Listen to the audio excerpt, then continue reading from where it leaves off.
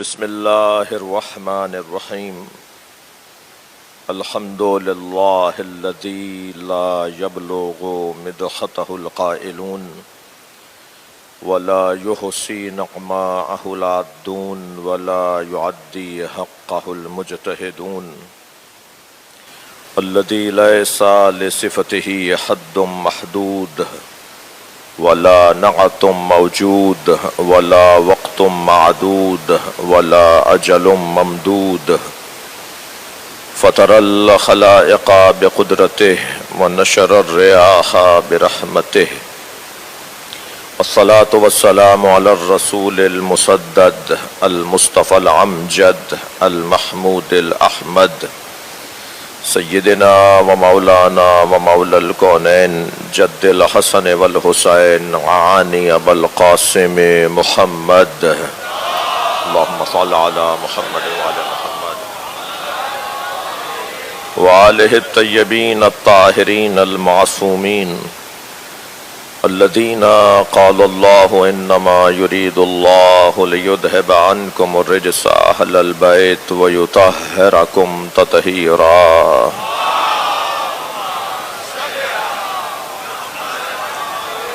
ولعنة الله على أعدائهم أجمعين من يوم عداوتهم إلى قيام يوم الدين.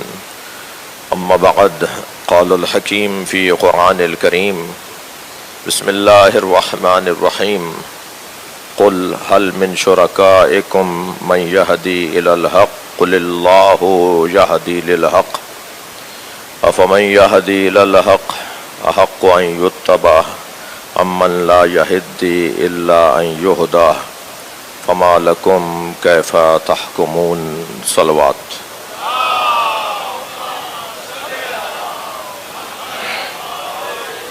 اس سے بلند اور بہتر صلوات ہدیہ کریں. اللہم صل علی مرحومین کی مغفرت کے لیے، حاجات کی برابری کے لیے، پاکستان کی بہتری معاملات میں درستگی کے لیے، سرحدوں کی حفاظت کے لیے، ہم سب کی عاقبت بخیری کے لیے بلند تر صلوات. اللہم صل علی محمد وعلی محمد. سورہ مبارکہ قصص آیت نمبر 35 ایک مرتبہ پھر آپ کے سامنے پڑھی گئی ہے. آیہ کریمہ کو تبرکاً تلاوت کیا گیا اور اس کے ترجمے کی طرف آپ کی توجہ چاہتا ہوں. اللہ اپنے کلام میں اپنے حبیب سے مخاطب ہے. قل، اے میرے حبیب پوچھئے، کہیے ان لوگوں سے کہ حل من شرکائکم یہدی الی الحق، کیا تمہارے معبودوں میں یہ صلاحیت ہے کہ وہ تمہیں حق کی رہنمائی کریں؟ قل اللہ یہدی للحق، کہہ دیجئے کہ اللہ ہی ہے جو حق کے لیے ہدایت عطا فرماتا ہے. افمن یہدی الی الحق احق ان یتبع امن لا یہدی الا ان یہدی، کیا وہ لوگ کہ جو حق سمجھ چکے ہیں زیادہ حقدار نہیں ہیں کہ ان کی اتباع کی جائے بنسبت ان کے کہ جو خود ابھی محتاج حق ہیں؟ فما لکم کیف تحکمون، تمہیں کیا ہو گیا ہے کہ تم کیسے فیصلے کرتے ہو؟ آیہ کریمہ کا مفاد، آیہ کریمہ کا مفہوم اور مضمون یہ ہے کہ اتباع، عملی پیروی، ایک قولی پیروی ہوتی ہے اور ایک عملی پیروی ہوتی ہے. قولی پیروی کوئی حکم دے اور اس حکم پر عمل کر لیا جائے، اسے قولی پیروی کہا جائے گا. اور عملی پیروی کوئی کر کے دکھائے تو اسی طرح کر کے دکھانا، اسے عملی پیروی کہا جاتا ہے۔ اہل دقت تشریف فرما ہے، قرآن کی تفسیر سننے کی غرض سے آپ اور میں بیٹھے ہیں۔ جہاں قولی پیروی مراد ہوتی ہے وہاں قرآن میں اطاعت کا لفظ آتا ہے، اور جہاں عملی پیروی مراد ہوتی ہے وہاں قرآن مجید میں اللہ اتباع کا لفظ استعمال کرتا ہے۔ یعنی جہاں جہاں لفظ اطاعت آئے گا وہاں قولی پیروی مراد ہے، اور جہاں اتباع کا لفظ آئے گا وہاں عملی پیروی مراد ہے۔ یاد رہے کہ اللہ کی پیروی، اللہ کی فرما برداری وہ عملی عنوان سے نہیں ہے، وہ قولی عنوان سے ہے۔ یعنی اللہ حکم قولاً آیت کی صورت میں حکم نازل کرے گا، جو اسے مانے گا اور اس پہ عمل کرے گا وہ اللہ کی قولی فرما برداری کر رہا ہوگا۔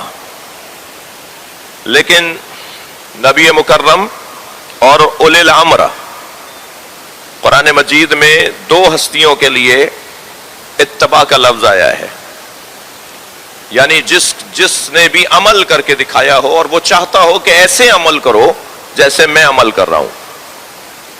اللہ تو آ کر ہمیں معاذ اللہ کے لیے لفظ آ کر، جا کر، آنا جانا یہ توحید کے خلاف ہے، عقیدہ توحید کے خلاف ہے کہ اگر ہم اللہ کے بارے میں یہ تصور کریں کہ اللہ آیا اللہ چلا گیا۔ حتیٰ ماہ مبارک رمضان کے لیے حکم ہے کہ صرف رمضان نہ کہا کرو، اس لیے کہ رمضان اللہ کے ناموں میں سے ایک نام ہے، اور اگر تم نے یہ کہہ دیا کہ رمضان آیا اور رمضان ختم ہو گیا اور رمضان چلا گیا تو اللہ کا نبی سرکار دو جہاں حبیب کبریا اتنی بھی توحید سے باہر نکلنا برداشت نہیں کرتے، کیونکہ اللہ کے ناموں میں سے نام ہے رمضان۔ تو کہو شہر رمضان، ماہ رمضان، رمضان کا مہینہ۔ تو اللہ کے یہاں جب اللہ کی طرف سے کوئی حکم آئے گا تو وہ اطاعت کے عنوان کے ساتھ آئے گا، اتباع کے عنوان کے ساتھ نہیں آئے گا۔ میں دو مثالیں دے دیتا ہوں آپ کو، تمہیدی بیان سے گزر رہا ہوں۔ احباب رستے میں بارانی کیفیت کی وجہ سے پہنچنے میں تاخیر کا شکار ہیں، اس لیے ذرا تمہیدی بیان پر توجہ زیادہ چاہوں گا آپ سے تاکہ میں نتیجہ اچھا لے سکوں۔ قرآن مجید کی ایک آیہ کریمہ میں لفظ اطاعت اور ایک آیہ کریمہ میں لفظ اتباع آیا ہے۔ جہاں اللہ کی فرما برداری مراد ہے وہاں اطیعوا اللہ کا لفظ آیا ہے، اور جہاں رسول اللہ کی فرما برداری مراد ہے وہاں آیا ہے ان کنتم، صلوات پڑھیں ذرا محمد و آل محمد،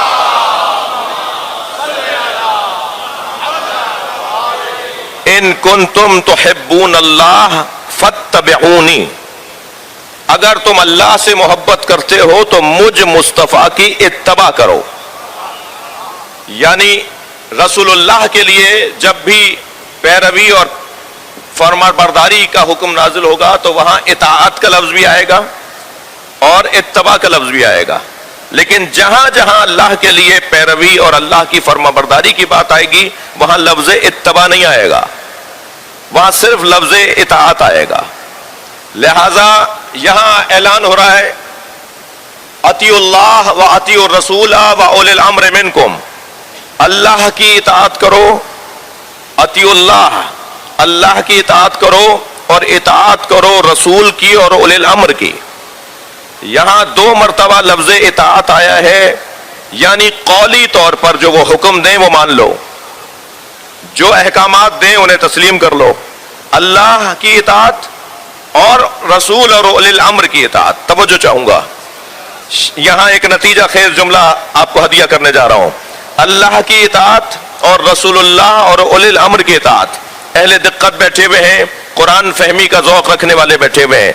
ایک دفعہ اطیعو کہا اس نے اللہ کے لیے، اور دوبارہ اطیعو اس نے کہا رسول اللہ کے لیے اور اولی الامر کے لیے، یعنی جیسی اطاعت اللہ کی ہے ایسی رسول اللہ کی نہیں ہے، مگر جیسی رسول اللہ کی ہے ایسی اولی الامر کی ہے۔ ایک صلوات ہدیہ کریں محمد و آلہ، بھائی مل کر صلوات۔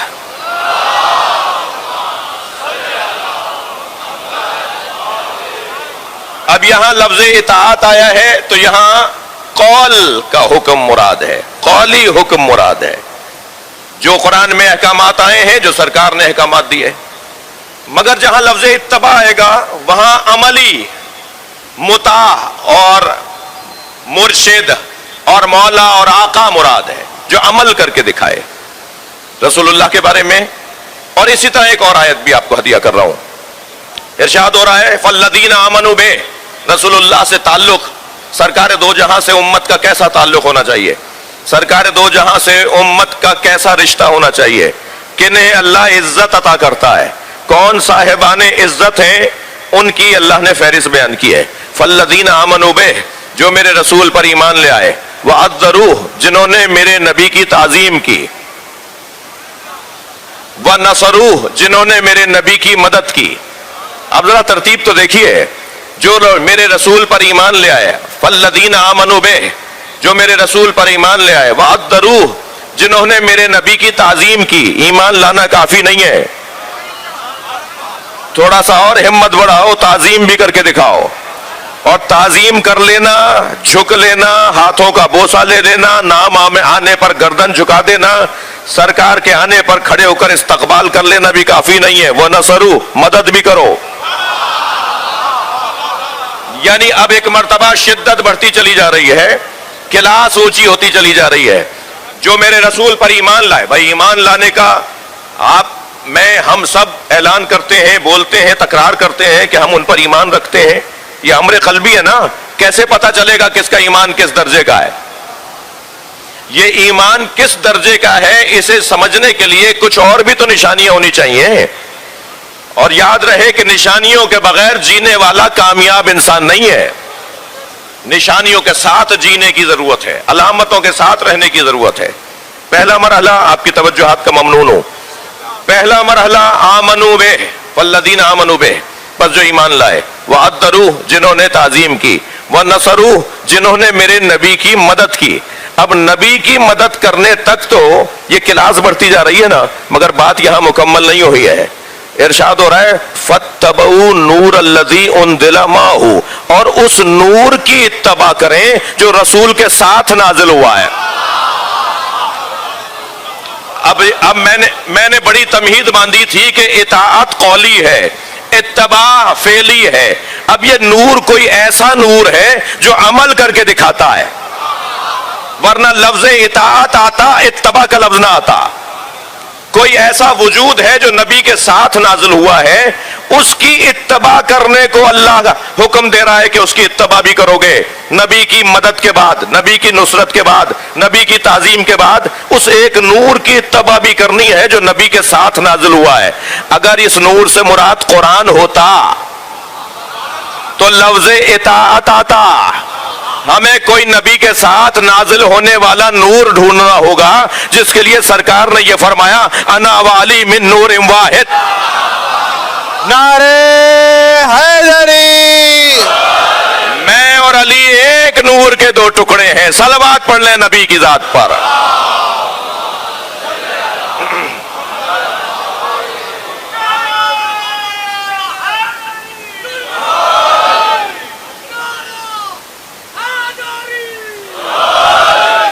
میرا بیان تمہیدی منزل سے گزرا۔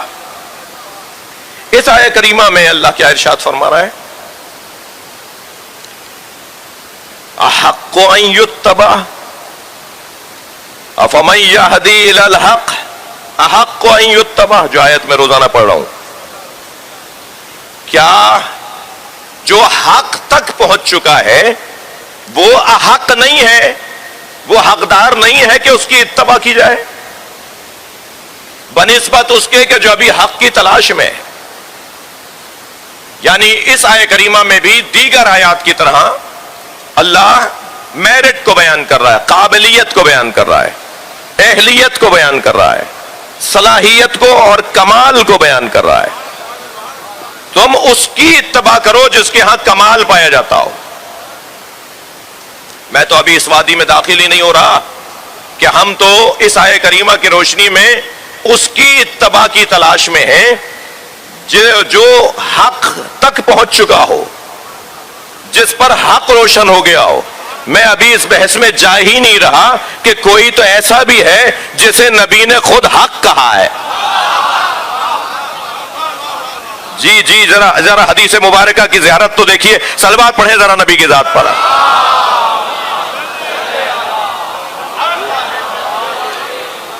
الحق مع علی, نبی فرما رہے ہیں حق علی کے ساتھ ہے. وعلی مع الحق, اور علی حق کے ساتھ ہے. اگر حدیث یہاں رک گئی ہوتی تب بھی عظمت مولا کائنات کے لیے بڑا عنوان ہے, مگر حدیث یہاں رکی نہیں ہے. دقت ہے آپ کی, مولا کی عظمت سننا چاہ رہے ہیں, حدیث یہاں رکی نہیں ہے. سرکار فرما رہے ہیں, سنی شیعہ نے اس حدیث کو لکھا ہے. میں یہ بات بار بار کرتا ہوں کہ میں کوئی ایسی بات ممبر سے کرنے کا حقدار نہیں ہوں جو صرف ایک مکتب اور مسلک کی کتابوں میں ہو. ہنر یہ ہے, محنت یہ ہے کہ ممبر سے وہ بات کی جائے جو تمام مسلمانوں کے نزدیک معتبر ہو. الحق مع علی وعلی مع الحق, حق علی کے ساتھ ہے اور علی حق کے ساتھ ہے.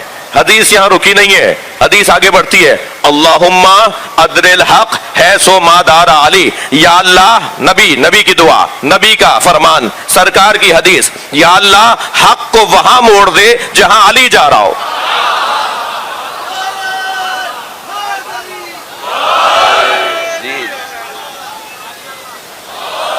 دیکھیے, مجھے اگرچہ اس مضمون میں داخل نہیں ہونا تھا, آج ارادہ نہیں تھا, لیکن آپ کی توجہات بھی اور میرا مضمون بھی مجھے آمادہ کر رہا ہے کہ میں اس وادی میں چند لمحے اور آپ کے ساتھ رہوں.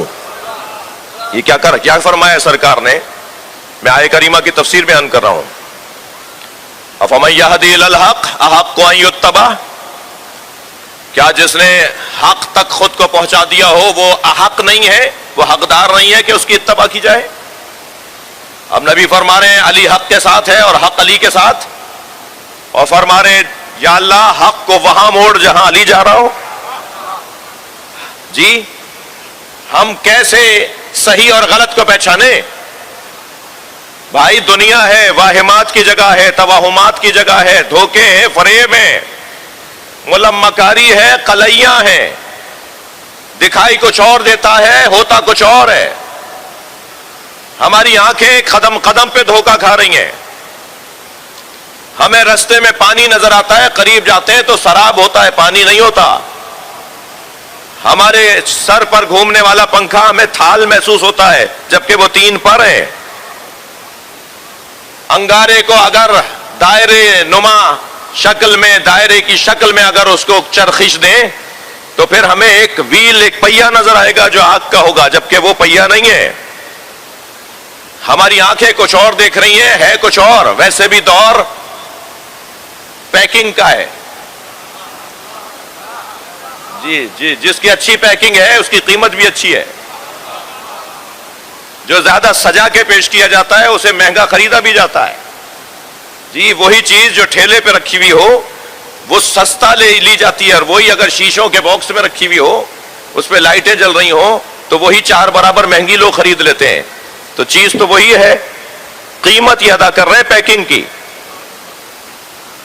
اچھے ڈبے میں رکھ کے دے دیا تو مہنگی خرید لی, شاپر میں ڈال کے دے دیا تو سستی خرید لی. تو معلوم ہوا کہ پیکنگ پہ ہی چل رہا ہے نا کام. یہ سارا زمانہ دھوکہ ہی پیکنگ سے دے رہا ہے. کوئی مہنگے کپڑے پہن کر آ جائے تو ہمیں مہنگا لگتا ہے, کسی کا کالر ادھڑا ہوا ہو تو ہمیں وہ حقیر لگتا ہے. کوئی اگر مہنگے کپڑوں میں ہو تو بڑھ کر سلام کیا جاتا ہے کہ کوئی معتبر نہ نکل آئے. کسی کا پائچہ پھٹا ہوا ہو تو اس کے سلام کا جواب نہیں دیا جاتا. کوئی اگر مہنگی گاڑی سے اترے تو سمجھتے ہیں کوئی بڑا آدمی ہے, کوئی سائیکل پر نظر آئے تو سمجھا جاتا ہے کہ یہ کوئی حقیر آدمی ہے. تو دھوکہ ہو رہا ہے یا نہیں؟ اور دھوکہ کس کی بنیاد پر ہو رہا ہے؟ دھوکہ فریب, دھوکہ پیکنگ, لباس, گاڑیاں, مکانات, اس کی بنیاد پر ہو رہا ہے. مثال میری تکراری ہے, زیادہ بولنے والا آدمی ہوں, لہذا ممکن ہے کوئی کہے یہ مولانا سے پہلے بھی سن لیا تھا. ہم اس وقت سب لباس پہنے بیٹھے ہیں نا, کپڑے پہنے بیٹھے ہیں. یہ جو کپڑے ہیں نا, مختلف کلر, مختلف لوگوں نے مختلف طرح کے کپڑے پہنے ہیں, سب ہم کپڑوں میں ہیں نا. کپڑوں کو عربی میں لباس کہتے ہیں, اور لباس کے دو معنی ہیں لغت میں. ایک معنی ہے دھوکہ, لباس یعنی دھوکہ, لباس یعنی فریب. اب ذرا مولا علی کا قول سنیے نہج البلاغہ میں. مولا فرماتے ہیں ما لبست علی نفسی, ترجمہ یہ نہیں ہوگا کہ میں نے معاذ اللہ آج تک کپڑا نہیں پہنا. ما لبست علی نفسی, میں نے اپنے اوپر کپڑا نہیں ڈالا, یہ ترجمہ نہیں ہوگا. دھوکہ, فریب, لباس.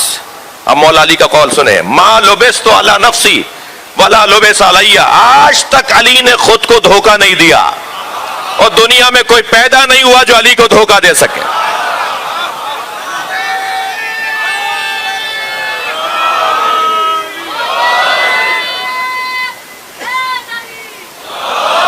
تو کم سے کم یہ بات, اب تک میری بات روشن ہے کہ انسان لباسوں سے, گاڑیوں سے, بنگلوں سے, اپنے اوپر جو چیز وہ ڈالتا ہے, چڑھاتا ہے, جس کے ساتھ جڑ کر رہتا ہے, اس کے ذریعے سے وہ دھوکہ کھاتا بھی ہے اور دھوکہ دیتا بھی ہے. میرے عزیزو, مجھ سے ایک جملہ ہو گیا, اسے ذرا نبھانے دیجئے. یہ جو مہنگے کپڑے اور بڑی گاڑیوں والے لوگ, ان سے لوگ دھوکہ کھا رہے ہوتے ہیں. میں تو کچھ اور دیکھ رہا ہوں. وہ کسی کو کیا دھوکہ دیں گے, یہ تکبر کر کے خود کو دھوکہ دے رہے ہوتے ہیں. یہ مہنگے کپڑوں کے ذریعے, بڑی گاڑیوں کے ذریعے کسی اور کو تو دھوکہ ہوگا یا نہیں ہوگا, شاید وہ تو سنبھل جائے, مگر یہ ان سے زیادہ خطرے میں ہے. اس کی چال بدل جاتی ہے, اس کا بولنے کا طریقہ بدل جاتا ہے. یہ ہاتھ ملاتا کہیں اور ہے اور دیکھ کہیں اور رہا ہوتا ہے. اس کے رویے تکبرانہ ہو جاتے ہیں. میرے مولا فرما رہے, خبردار اے انسان, کس بات پر تو تکبر کرتا ہے. مولا علی کی بارگاہ میں ہوں میں اس وقت. کس بات پہ تو تکبر کرتا ہے؟ 5 نجاستوں کا مجموعہ ہے تو. 5 نجاستوں, غلاظتوں کا مجموعہ ہے تو. اگر تو اپنے اوپر غور کر لے تو تیرا تکبر ایک لمحے کے لیے مٹ جائے. سب سے پہلی نجاست آب پوشت, جس کی وجہ سے تو دنیا میں آیا. ایک نجاست کا قطرہ جس کی وجہ سے تو دنیا میں آیا. دوسری نجاست تیرے اندر دم ہے, خون ہے. یہ اگر ایک قطرہ بھی باہر آ جائے گا, اور اس انگوٹھے سے زیادہ اگر وہ خون ہوا, تو نماز پڑھنا ان کپڑوں میں جائز نہیں ہے. اس بدن کے ساتھ نماز پڑھنا جائز نہیں ہے جس میں تیرا ہی لگا ہوا خون, تیرے ہی بدن کا نکلا ہوا خون لگا ہوا ہوگا.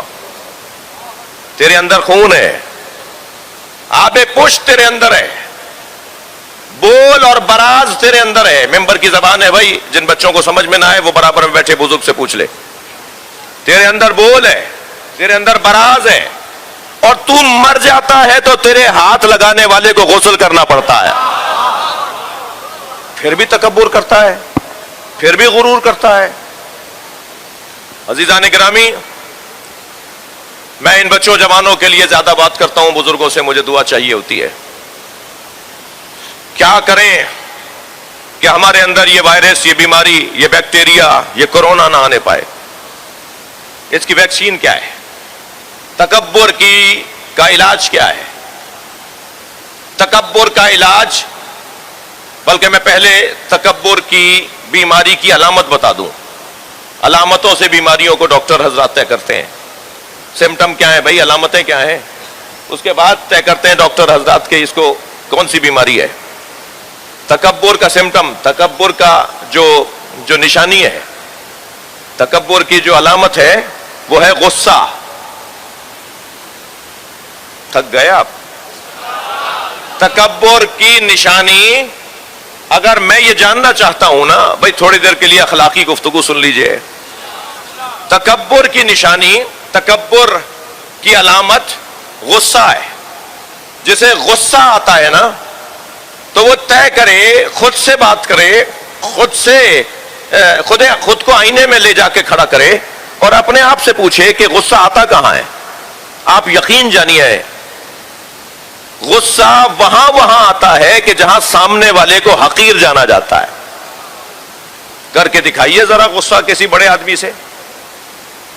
ہمیشہ نوکروں پر ہی غصہ کیوں آتا ہے؟ ہمیشہ ڈرائیوروں پر ہی غصہ کیوں آتا ہے؟ ہمیشہ گھر میں کام کرنے والے اور فیکٹری میں نوکری کرنے والے مزدوروں پر ہی غصہ کیوں آتا ہے؟ ہمیشہ ہوٹلوں میں جا کر اور کسی کیفیٹیریا میں جا کر کسی جگہ جہاں کچھ کھانے پینے گئے ہیں، وہ جو بیچارہ ویٹر وہ جو دیر کر دی اس نے کچھ لانے میں، اسی پر غصہ کیوں آتا ہے؟ ہمیشہ پیدل چلنے والے پہ غصہ کیوں آتا ہے؟ ہمیشہ ٹھیلا لگانے والے پہ غصہ کیوں آتا ہے؟ کبھی غصہ کر کے دکھائیے کسی وزیر صاحب سے. تھوڑا سا دھیمے سے کہہ دیتا ہوں، کبھی غصہ کر کے دکھائیے کسی جنرل صاحب سے. ابھی پتہ چل جائے گا کہ یہ کیا ہے. صلوات پڑھ لیں ذرا محمد و آل محمد.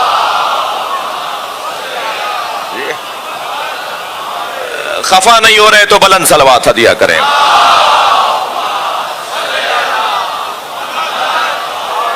اور بلند صلوات.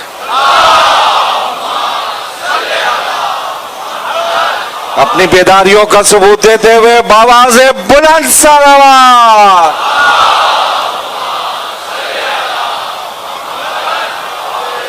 بھائی ماشاءاللہ ہر روز کی طرح دوبارہ سے آپ سب جمع ہو چکے ہیں اور بھرپور اس وقت تعداد ہے نشتر پارک میں. اللہ آپ کو اپنی حفاظت میں رکھے، اپنے امان میں رکھے. دعاؤں کی قبولیت کے لیے بھی بلند تر صلوات پڑھ لیں.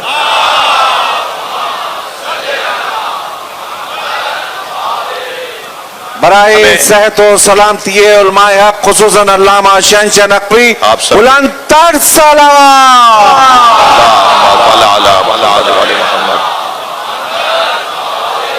کیا فرمایا سرکار دو جہاں نے؟ میں حق کے حوالے سے تھوڑی سی آپ کے ساتھ شراکت کر رہا تھا. کیا فرمایا سرکار نے؟ علی مع الحق و حق مع علی. علی حق کے ساتھ ہے اور حق علی کے ساتھ ہے. بات یہاں نہیں رک رہی، یا اللہ حق کو وہاں موڑ جہاں علی جا رہا ہو.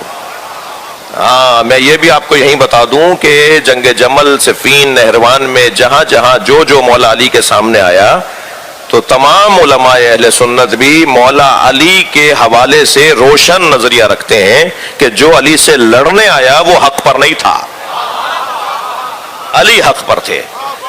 ایک دلیل یہ حدیث مبارکہ ہے کہ سرکار نے فرمایا یا اللہ حق کو وہاں موڑ جہاں علی جا رہا ہو. اچھا کیسے طے کریں ہم کیسے طے کریں کہ کون حق پر ہے، کون صحیح ہے، کون غلط ہے؟ اور خاص طور پر یہ زمانہ، یہ دور جہاں قدم قدم پر خود ہی اپنے اوپر شک ہونے لگتا ہے، خود ہی کوئی بات ایسی سامنے آ جاتی ہے. کیسے طے کریں کہ کون حق پر ہے؟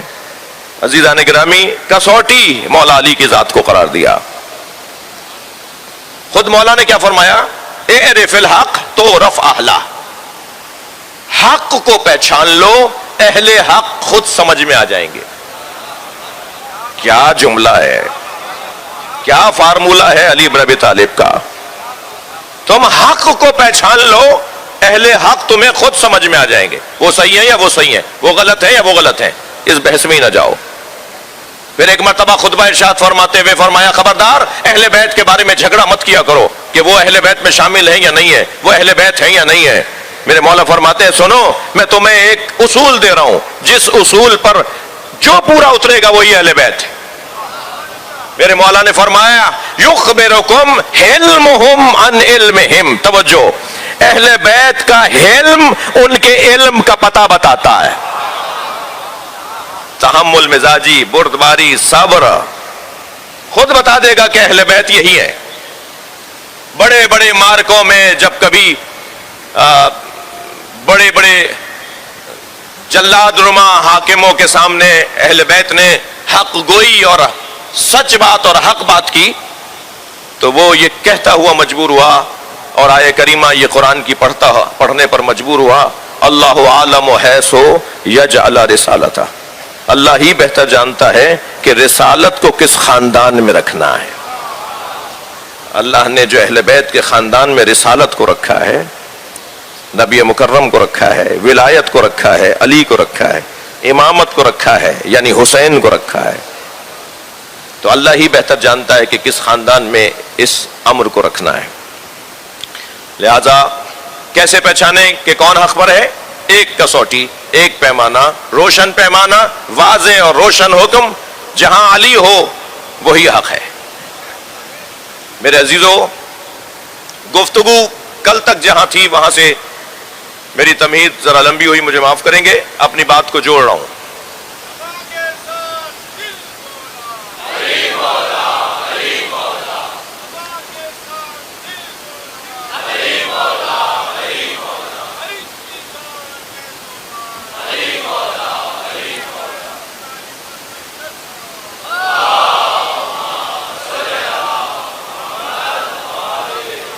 دیکھیے، طے تو یہ ہے، واضح بات ہے کہ حق کی اتباع کرنی ہے، حق کی اتباع کرنی ہے۔ یہ زمانہ، اس سے پہلے والا زمانہ، اس کے بعد والا زمانہ، ہر زمانے میں ہمیں ایک ہادی کی ضرورت ہے۔ ہم سے پہلے والوں کو بھی ہادی کی ضرورت تھی، تو پھر ہمیں ہادی کی ضرورت کیوں نہیں ہے؟ کیا ہم کچھ علیحدہ سے بنا کے بھیجے گئے ہیں؟ پھر ہمارے بعد والوں کو بھی ہادی کی ضرورت ہوگی، اس لیے کہ انسان نہیں بدلا، مادہ بدلا ہے، لباس بدلا ہے، سواریاں بدلی ہیں، مکانات بدلے ہیں، کھانے بدلے ہیں، جی غذائیں بدلی ہیں، انسان نہیں بدلا۔ کبھی کبھی تو بلکہ اکثر اوقات ہمیں قرآن پڑھتے ہوئے ایسا لگتا ہے جیسے آیت ہمارے لیے نازل ہوئی ہے۔ جی احادیث کو پڑھتے وقت ایسا لگتا ہے کہ یہ احادیث ہمارے لیے سرکار نے فرمائی ہیں۔ وہی مزاج ہے، وہی تو انسان نہیں بدلتا، انسان مزاج اور اس کی جو عادات ہیں وہ تبدیل نہیں ہوتی۔ اس لیے کچھ نظام ایسا ہونا چاہیے تھا، نظام ایسا دینا چاہتا تھا اللہ کہ جو ہر زمانے میں کام آئے۔ تو قرآن مجید اور نبی مکرم کے فرامین اور ائمہ اہل بیت کے فرامین اور اقدامات وہ ہر زمانے میں کام آنے والی چیزیں ہیں، ہر زمانے میں کام آنے والی چیزیں ہیں۔ آج کا میرا بچہ، ضمن عرض کر رہا ہوں، آج کا ہمارا جوان یہ کہتا ہے کہ اسلام 1400 سال پرانا دین ہے اور زمانہ جدید ہو گیا ہے، لہٰذا نئے زمانے کے ساتھ پرانا نظام کیسے چلے گا؟ تو اس کی تسلی کے لیے میں جملہ کہہ رہا ہوں کہ مادی چیزیں بدلتی ہیں، انسان نہیں بدلتا۔ ہاں، سواریاں، گاڑیاں، مکانات یہ بدلتے ہیں، ہم نہیں بدلے ہیں۔ 1400 سال پہلے، 1000 سال پہلے جو مزاج تھا انسان کا، آج بھی وہی مزاج ہے۔ وسائل بدل گئے ہیں، ذرائع بدل گئے ہیں، طریقے بدل گئے ہیں، انسان نہیں بدلا ہے۔ مثلا میں آپ کو سیدہ کا ایک قول سناتا ہوں کہ جو بچوں سے متعلق بی بی نے فرمایا۔ بی بی فرماتی ہیں انی احب من الصبیان خمسۃ خصال، مجھے بچوں کی 5 خصلتیں پسند ہیں۔ اب جو 1400 سال پہلے سیدہ کو بچوں کی 5 خصلتیں پسند تھیں، آج بھی بچے کے اندر وہی خصلتیں ہیں، وہی عادتیں ہیں، بچہ نہیں بدلا۔ الاول انہم الواقون، فرماتی ہیں سب سے پہلی صفت جو مجھے بچوں کی اچھی لگتی ہے، یہ روتے زیادہ ہیں، ان کا زیادہ رونا مجھے اچھا لگتا ہے۔ یعنی مجھے اچھا لگتا ہے کہ روتے ہیں، کیونکہ بچہ روتا اس لیے ہے کہ اس کا دل نرم ہے، اور جس کا دل نرم ہوتا ہے وہ کسی کا دل دکھاتا نہیں ہے۔ سیدہ نے اس رونے کی علامت سے دل کی نرمی کی طرف ہماری رہنمائی کی ہے۔ پھر فرماتی ہیں الثانی یجتمعون علی التراب، دوسری صفت بچوں کی مجھے اچھی لگتی ہے کہ یہ مٹی پر بیٹھ جاتے ہیں، اپنے کپڑے مٹی میں خراب کر لیتے ہیں، اور یہ جہاں جگہ ملتی ہے وہاں بیٹھ جاتے ہیں، ان کے وجود میں تکبر نہیں پایا جاتا۔ یہ مجھے اچھا لگتا ہے۔ بتائیے بچہ بدلا ہے کہ آج کا بچہ؟ فرماتی ہیں الثالث لا یدخرون لغد، مجھے بچوں کی تیسری صفت یہ اچھی لگتی ہے کہ یہ آج کا کام کل پہ نہیں چھوڑتے۔ کتنا ہی آپ کہتے رہیں کہ یہ کل دلوا دیں گے، اس سے اچھا دلوا دیں گے، مگر یہ کہتا ہے مجھے تو آج ہی چاہیے اور ابھی چاہیے۔ جو یہ طے کر لیتا ہے وہ کر کے دکھاتا ہے۔ پھر چوتھی صفت فرماتی ہیں، اللہ اکبر، چوتھی صفت فرماتی ہیں یامرون ثم یخربون، یہ مٹی کے کھلونے گھروندے بناتے ہیں، کھیلنے کے بعد لات مار کے توڑ دیتے ہیں، یہ اپنی دنیا سے دل نہیں لگاتے، استعمال کرنے کے بعد اسے چھوڑ دیتے ہیں۔ پانچویں صفت فرماتی ہیں یختصمون بغیر حقد، یہ لڑتے ہیں مگر دلوں میں کینہ نہیں رکھتے۔ اب بتائیے بچہ بدل گیا کیا؟ یہ تو 1400 سال پہلے کا فرمان ہے نا بی بی کا، کیا بچے بدل گئے؟ انسان نہیں بدلتا، مادی چیزیں تبدیل ہوتی ہیں۔ تو تو ہمیں ہر زمانے میں ہادی کی ضرورت ہے، ہر زمانے میں رہنما کی ضرورت ہے. اور یہ میں نہیں کہہ رہا، اللہ کہہ رہا ہے وَلِكُلِّ قَوْمٍ ہاد. اے میرے نبی، ہر قوم کے لیے ایک ہادی ہے. اب وہ جو ہر قوم کے لیے ہادی ہے اس کی تلاش ہے جو حق کی تلاش ہے.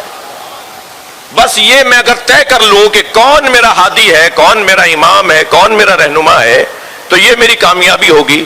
اور میں عزیزو بڑے ہی اطمینان کے ساتھ یہ جملہ کہہ دوں، ہمارا ان مجلسوں میں شرکت کرنا، ہمارا اس کا اہتمام اور انتظام کرنا در حقیقت ہادی سے تمسک ہے اور ہادی کی تلاش ہے. یہ ہمیں پلٹا دیتا ہے، یہ مجلسیں ہمیں پلٹا دیتی ہیں عصر مصطفیٰ میں. جتنی دیر کے لیے ہم مجلس میں بیٹھے ہیں اتنی دیر میں ہم عصر مصطفیٰ میں پلٹ آئے، سرکار کے زمانے میں آ گئے. نہیں آ رہا کیا میری بات پہ یقین؟ میں ابھی قرآن کی آیت پڑھ رہا ہوں، یہ نبی کے زمانے میں پلٹے یا نہیں؟ قرآن کی آیت کی تفسیر کرنے کے لیے حدیثیں سنا رہا ہوں، ہم نبی کے زمانے میں پلٹے یا نہیں؟ اور ابھی واقعات کربلا کو آخر میں دہرایا جائے گا، ہم اس زمانے میں پلٹے یا نہیں؟ اگر روزانہ ہم کوئی 10 مرتبہ ایام اعظم میں، ان 10 دنوں میں تو ایسا ہو رہا ہے نا، اگر روزانہ ہم 4 جگہ پر بھی جا کر 4 گھنٹے بھی عصر مصطفیٰ میں پلٹ جاتے ہیں تو یہ ہمارے اچھے مسلمان ہونے کی ایک نشانی ہے، رستہ ہے، طریقہ ہے کہ ہم اچھے مسلمان بن سکتے ہیں. اور عزیزو پلٹنا ہے عصر مصطفیٰ کی طرف. میں دعا گو ہوں اپنے مہمانان گرامی جناب مصطفیٰ کمال صاحب، جناب فردوس شمیم نقوی صاحب، ان کی صحت کے لیے، اور جو میرے بزرگ کرسیوں پہ تشریف فرما ہیں اور وہ نیچے نہیں بیٹھ سکتے، اور جو حاجتیں آپ سب کے ذہنوں میں ہیں، ان سب حاجات کی برابری کے لیے ایام اعزاں ہیں. پوری دنیا میں مولا حسین کو یاد کرنے والوں کا اجتماع بڑھتا چلا جا رہا ہے، اور سب مودت اہل بیت میں مصروف ہیں، اجر رسالت کی ادائیگی کی کوشش کر رہے ہیں. آپ سب کی دعاؤں کی قبولیت کے لیے، شفا یابی کے لیے، کامیابیوں کے لیے بلندتر صلوات ہدیہ کریں.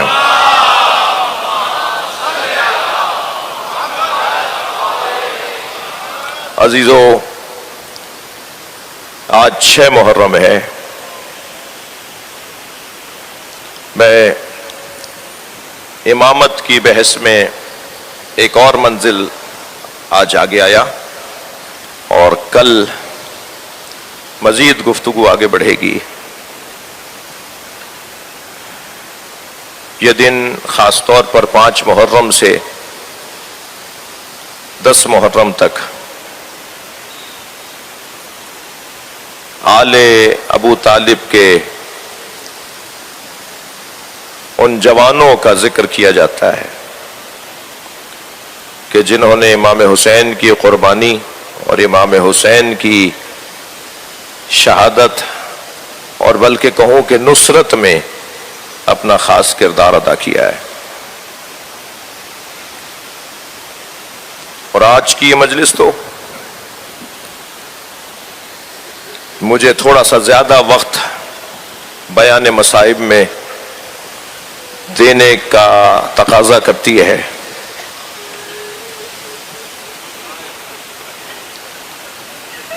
آج اس شہید کا تذکرہ ہے جس کا تذکرہ ہر قسی القلب انسان کو بھی رلا ڈالتا ہے. آج امام حسین کے اس شہزادے کا تذکرہ ہے جس کا نام سننے کے لیے ہر پاک دل تیار رہتا ہے. بس صرف اتنا کہتا ہوا آگے بڑھوں گا کہ کیا اس مجلس میں خواتین بھی بیٹھی ہیں اور ان کے ساتھ چھوٹے چھوٹے بچے بھی آئے ہوئے ہیں. تو چلیے جناب رباب کو سلام کریں. اللہ آپ کو کسی غم میں نہ رلائے، سوائے غم اہل بیت میں ہمیں رونے رلانے والوں میں قرار دے. عزادارو، امام حسین کی اس قربانی میں بیویوں کا بڑا کردار ہے. 9 مائیں تو کربلا میں ایسی ہیں جن کے بچے قربان ہوئے ہیں. البتہ ان 9 ماؤں میں ایک ماں ایسی شیر دل خاتون ہے جو کربلا میں نہیں تھی اپنے بچوں کے جنازے دیکھنے کے لیے، مگر روزانہ جنت البقیع جاتی ہے اور اپنی انگشت شہادت سے 4 قبروں کے نشان بناتی ہے اور چاروں قبروں پر اپنے بچوں کے نام لکھ کر کہتی ہے مجھے ام المنین مت پکارا کرو. اجرکم اللہ اجرکم اللہ. اس لیے کہ ام المنین تو بیٹوں کی ماں کو کہا جاتا ہے. میرے وہ بیٹے کہاں ہیں جن کی میں ماں ہوں. اللہ آپ کو کسی غم میں نہ رلائے. شب عاشور امام حسین جب خیموں کے درمیان سے گزر رہے تھے تو خاص طور پر جب بیویوں کے خیموں کے درمیان سے گزرے تو ہر خیمے سے کسی نہ کسی بیوی کی آواز آ رہی تھی جو اپنے جوان کو، اپنے بھائی کو، اپنے بچے کو لیے بیٹھی تھی اور اس سے یہ کہہ رہی تھی کہ کل کیا ہونے والا ہے اور اے میرے لال تمہیں کیا کرنا ہے. ایک خیمے سے تو آواز آ رہی تھی جو ایک بیوی 2 بچوں کو لیے بیٹھی تھی، اونو محمد تمہیں ماموں پہ کیسے قربان ہونا ہے، کیسے تیاری کرنی ہے.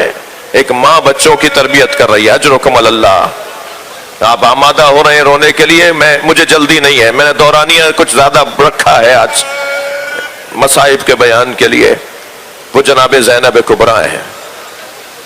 ایک اور خیمے سے آواز آئی جہاں ایک ماں ایک بیٹے کو لیے بیٹھی ہے اور کہہ رہی ہے اے علی اکبر کل بابا پہ قربان کیسے ہوگے.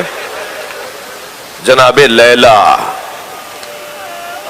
ایک بہت بڑے باپ کی دختر ہیں، ایک بہت بڑے باپ کی بیٹی ہیں اور پھر کائنات کے سب سے بڑے انسان کی زوجہ ہیں جناب لیلا. 9 محرم کو حضرت لیلا کو بھی سلام تکرارن کریں گے، پھر کریں گے، بار بار کریں گے. امام کی آنکھوں میں آنسو آ گئے. کچھ اور آگے بڑھے تو ایک ماں ہے جو ایک بچے کو لیے بیٹھی ہے اور وہ یہ کہہ رہی ہے کہ قاسم کل تمہیں چچا پہ جان قربان کرنی ہے. اس وقت بھی امام حسین کی آنکھوں میں آنسو آئے. مگر سنیں گے عزیزارو، ایک آواز ایسی بھی آئی جس پر امام خیمے میں داخل ہو گئے اور وہ ایک ماں ہے جو جھولا جھلا رہی ہے. اجرکم اللہ اجرکم اللہ. علی اصغر تم کل اپنے بابا پہ کیسے جان قربان کرو گے؟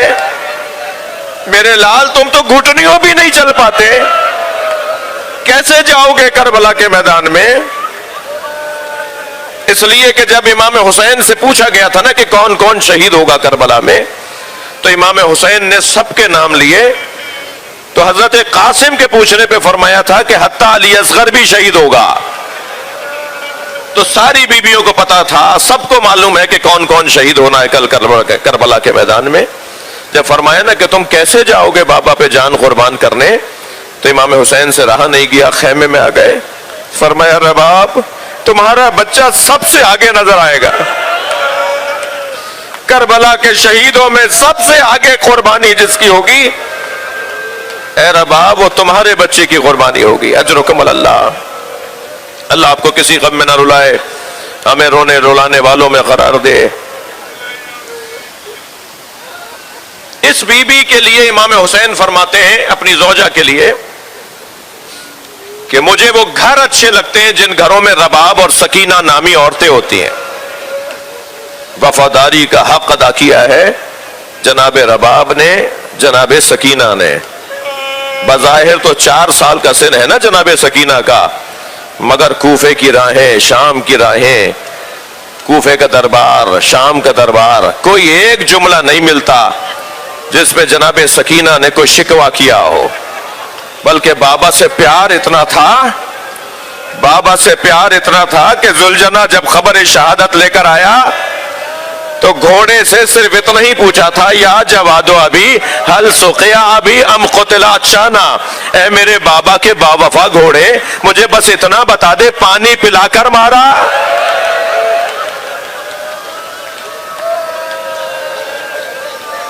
اجرکم اللہ، اجرکم اللہ۔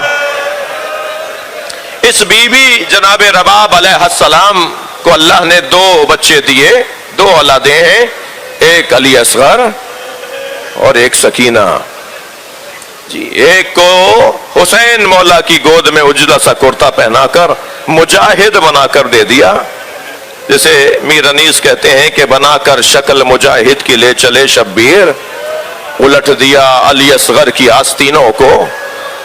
آستینوں کو ایسے لوٹا تھا جیسے مجاہد میدان میں جہاد کرتے ہوئے اپنی آستینوں کو لوٹ کر لڑ رہا ہوتا ہے نا۔ اور دوسری کمائی جناب سکینہ ہیں جنہیں زندان شام میں کھو کر آ گئے ہیں۔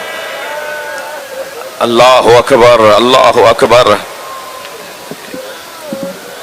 آپ رو رہے ہیں نا، جو جہاں ہے جس کے مذہب میں رونا جائز ہے وہ تکلف کر کے نہ رویا کرے۔ جب آپ بلند آواز سے روتے ہیں نا تو ائمہ دعا دیتے ہیں۔ عزادارو، جلتے ہوئے خیمے سے امام سجاد کا لانا کتنا مشکل تھا۔ کوئی جناب زینب کبریٰ سے پوچھے، ایک یزیدی سپاہی کہتا ہے کہ میں نے دیکھا جب خیمے جل رہے تھے تو ایک بی بی تھی کہ جو جلتے ہوئے خیمے کی چوب سے ٹکراتی تھی، وہ اندر جانا چاہتی تھی مگر بھڑکتی ہوئی آگ سے وہ رک جاتی تھی، پھر وہ رستہ بدل کے دوسری طرف سے خیمے میں جانا چاہتی تھی، پھر آگ کی لپیٹیں اسے روک دیتی تھیں۔ یہ کہتا ہے میں یہ سمجھا کیونکہ خیمے لٹ رہے تھے، بیویوں کے تبرکات لوٹے جا رہے تھے اور تازیانے مارے جا رہے تھے، نیزے چبھائے جا رہے تھے، حتیٰ حضرت فاطمہ کبریٰ فرماتی ہیں، امام حسین کی وہ بیٹی فاطمہ کبریٰ، ایک بیٹی مدینے میں رہ گئی، ایک امام حسین کے ساتھ ہیں، بہت سی بیٹیوں میں ایک بیٹی جناب فاطمہ کبریٰ ہے۔ وہ فرماتی ہیں کہ جب خیمے لٹنے لگے تو میں ایک خیمے سے دوسرے خیمے میں، اور جب پھوپھی نے کہا کہ خیموں سے باہر چلی جاؤ تو میں باہر گئی تو میں نے دیکھا کہ ایک گھوڑ سوار ظالم ہے جو میرے قریب آ رہا ہے۔ سخت جملے ہیں، اللہ کرے میں بیان کر پاؤں۔ میں اپنی حفاظت کے لیے آگے بڑھی تو اس کے ہاتھ میں نیزہ تھا جو میرے سر پہ آ کے لگا۔ بی بی فرماتی ہے میں غش کھا کے زمین پر گر گئی۔ جب مجھے افاقہ ہوا، ہوش آیا تو میں نے دیکھا کہ میرا سر پھوپھی زینب کی آغوش میں ہے۔ تو جناب بی بی فاطمہ کبریٰ فرماتی ہیں کہ جب میں نے پھوپھی کو اپنے سامنے بیٹھا دیکھا تو میں نے سر پہ ہاتھ رکھ کے فرمایا پھوپھی میری چادر اتار لی۔ تو آواز آئی ہے فاطمہ تیری پھوپھی کے سر پہ بھی چادر نہیں ہے۔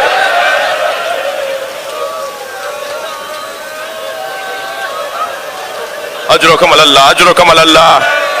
اپنی آوازوں کو آزاد کریں گے، اللہ آپ کو اجر عطا فرمائے۔ یہ کیفیت تھی جب خیمے جل رہے تھے، خیمے لٹ رہے تھے، تو یہ کیفیت تھی۔ وہ ظالم کہتا ہے میں نے دیکھا ایک بی بی ہے جو جلتے ہوئے خیمے میں جاتی ہے اور خیمے کی لگی ہوئی آگ اس کو روک دیتی ہے، پھر وہ راستہ بدل کے آتی ہے۔ تو وہ کہنے لگا میں یہ سمجھا شاید اس کے سر پہ چوٹ کسی نے ماری ہے، کسی نے اس کے سر پہ کوئی چوٹ ماری ہے جس کی وجہ سے اس کی آنکھوں کا نور چلا گیا ہے اور اسے نظر نہیں آ رہا کہ آگے آگ جل رہی ہے۔ تو کہتا ہے میں دوڑتا ہوا قریب آیا اور میں نے کہا تمہیں نظر نہیں آ رہا آگے تو آگ جل رہی ہے، تم آگ کی طرف کہاں جا رہی ہو؟ تم جہاں جا رہی ہو وہاں آگ جل رہی ہے۔ تو وہ مڑی اور مجھے دیکھ کر کہنے لگی یا شیخ انا لنا فیہا علیل، اس خیمے میں ہمارا بیمار رہ گیا ہے جو اپنے پیروں سے اٹھ کے نہیں آ سکتا۔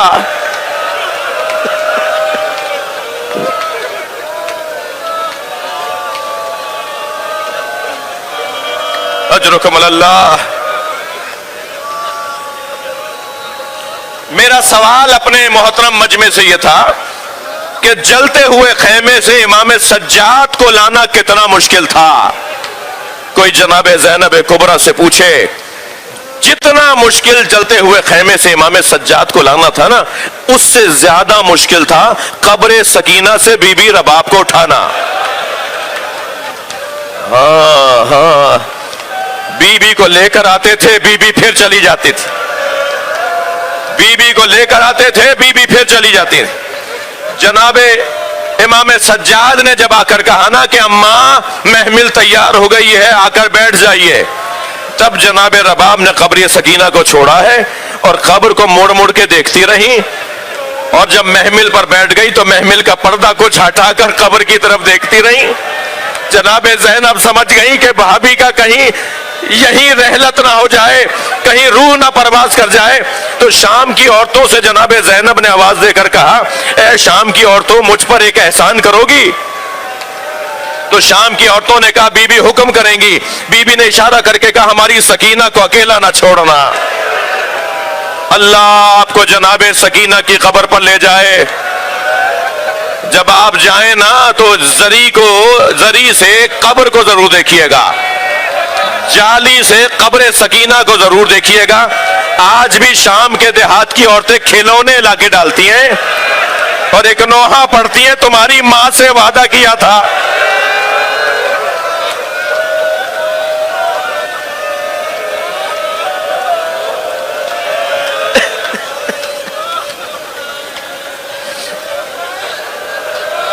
या अल्लाह इन आवाजों पर रहमत नाजिल फरमा। ये तेरे हुसैन के दिल को ठंडक पहुंचा रहे हैं, ये तेरे नबी के दिल को सुकून पहुंचा रहे हैं, इन्हें कोई गम न दे।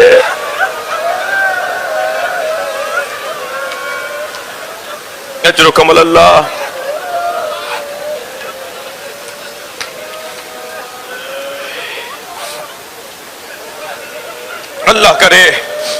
अल्लाह करे मैं एक रिवायत आपके सामने बयान कर सकूं।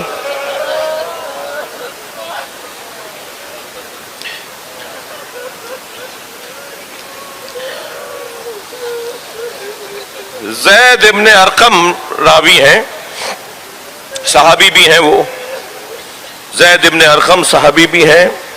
वो रिवायत करते हैं कि दरबार उबैदुल्लाह इब्ने ज़ियाद में कूफे में उबैदुल्लाह इब्ने ज़ियाद के दरबार में मुझे ये कहकर बुलाया गया कि आज कुछ मेहमान आ रहे हैं, उनसे मिलवाना है।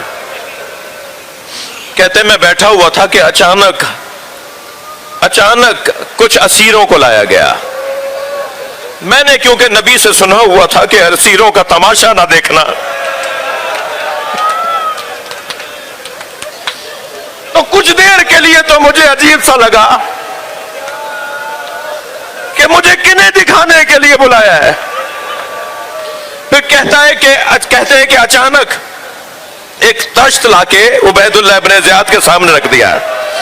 सख्त रिवायत है, मैं खुद इस रिवायत को पढ़कर बहुत देर रोया हूं। अल्लाह करे मुझसे बयान हो जाए। वो कहता है कि फिर उसके सामने उबैदुल्लाह इब्ने ज़ियाद के सामने एक तश्त लाके रखा गया। तश्त पे रुमाल डला हुआ था। जब वो तश्त सामने आ गया तो उबैदुल्लाह इब्ने ज़ियाद के हाथ में छड़ी थी। उसने छड़ी से रुमाल हटाया तो एक मर्तबा मुझे एक ऐसा सर नजर आया जिसके एक एक जर्रे से नूर निकल रहा था, जिसके तारे मुंह से, बालों से नूर निकल रहा था, जिसके चेहरे से नूर निकल रहा था, जिसकी कटी हुई गर्दन, जहां से सर काटा गया था, वहां एक खास रोब और एक जलाल और एक रूहानियत थी। कहने लगा मुझे समझ में नहीं आया ये कौन है।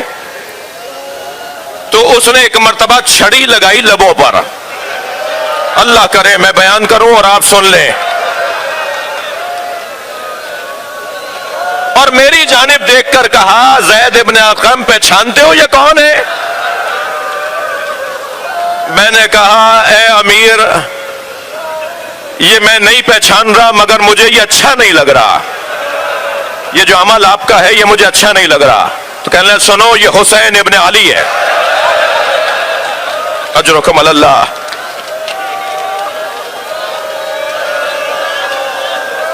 अल्लाह आपको किसी गम में न रुलाए। तो ज़ैद इब्ने अरकम कहते हैं कि मैं खड़ा हो गया और मैंने कहा, लक़द रायतु शफ़ता या रसूलल्लाह अलैहिमा। ये छड़ी यहां से हटा लो, मैंने अपनी आंखों से रसूल के लबों को इन लबों से लगते हुए देखा है।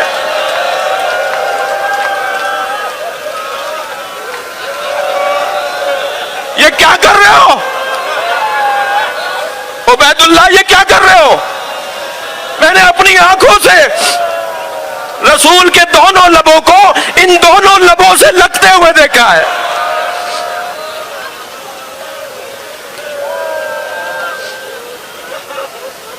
वो वहां से उठ के जाने लगे तो बिठा दिया गया, बैठ जाओ। अब जरा रिवायत बड़ी सख्त है, अल्लाह करे मैं बयान कर पाऊं। इन्ना इब्न ज़ियाद नजरा इला रबाब,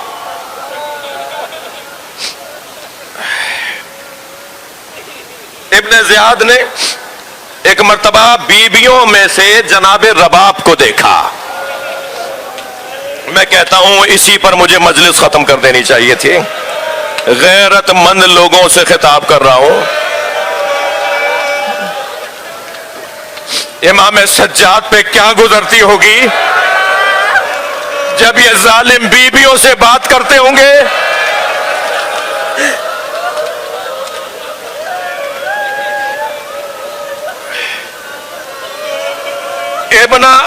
इन्ना इब्न ज़ियाद नजरा इला रबाब, जनाब रबाब की तरफ देखा। ज़ौजतुल हुसैन फ़अरादा अन तुअल्लिमा क़ल्बहु, तो बीबी को देखकर उसने इरादा किया कि बीबी को अजियत पहुंचाए, जनाब रबाब को अलम पहुंचाए, अजियत पहुंचाए, कुछ करे कि जिससे बीबी को तकलीफ हो। उसने ये इरादा करके एक मर्तबा आवाज दी, या ज़ौजतल हुसैन, जनाब रबाब से कहता है, या ज़ौजतल हुसैन रासो मन हाजा, ये किसका सर है? जनाब रबाब से कहता है, ए ज़ौजा हुसैन ये किसका सर है? रिवायत कहती है फसकतत, जनाब रबाब खामोश रही। वो कह रहा है बताओ मन रासो मन हाजा, ये किसका सर है? रिवायत कहती है फसकत, बीबी खामोश रही। फ़क़ाल लहा क़ुस्सिमा अलैका बिहक़्क़िही, मैं इस साहिब सर की तुम्हें कसम देता हूं, बताओ रासो मन हाजा, तुम्हें मैं इस सर की कसम देता हूं, मुझे बताओ ये किसका सर है। अब जरा रिवायत सुने। तो एक मर्तबा जैसे ही उसने ये कहा ना, तो जनाब रबाब की आवाज आई, फ़इंदा ज़ालिका कालत रासो अबी अब्दुल्लाह, जनाब रबाब की आवाज आई, ये अबू अब्दुल्लाह का सर है, ये हुसैन इब्न अली का सर है। और ये कहकर बीबी आगे बढ़ी।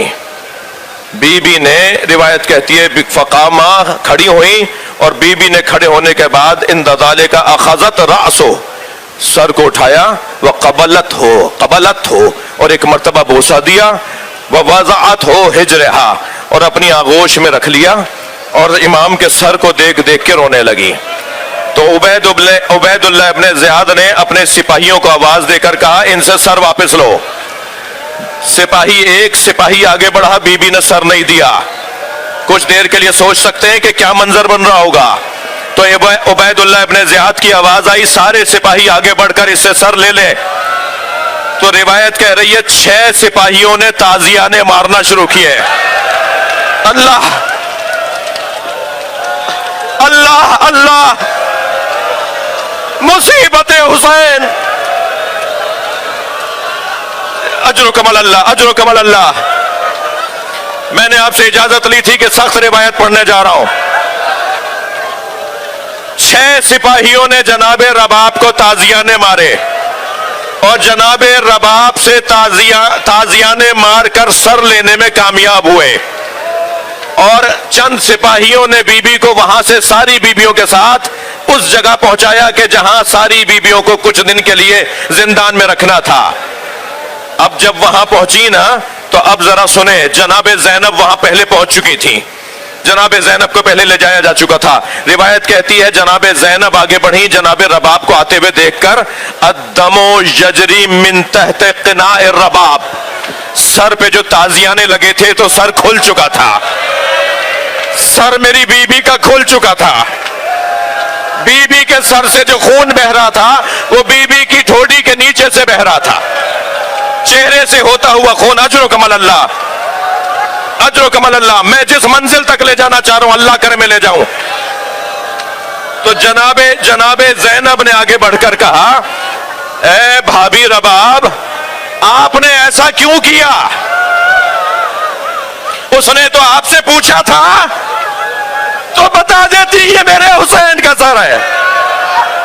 یہ جب آپ نے گود میں لے لیا اور آپ سے وہ لینا چاہ رہے تھے، آپ پر تعزیہ نے مارے گئے، کہا بھابھی آپ نہ کرتی، آپ نے ایسا کیوں کیا؟ اب ذرا جواب سنیں جناب رباب کا۔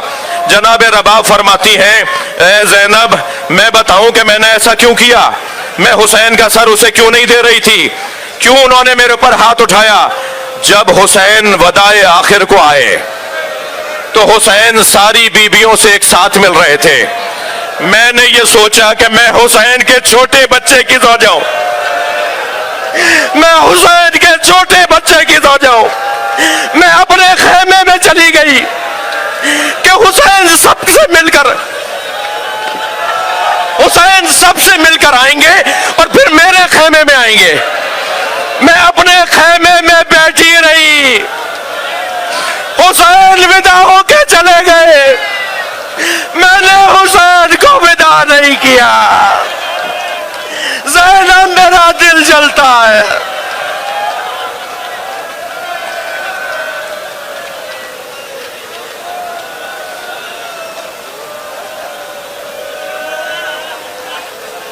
الا لعنت اللہ علی القوم الظالمین فسيعلم الذين ظلموا أي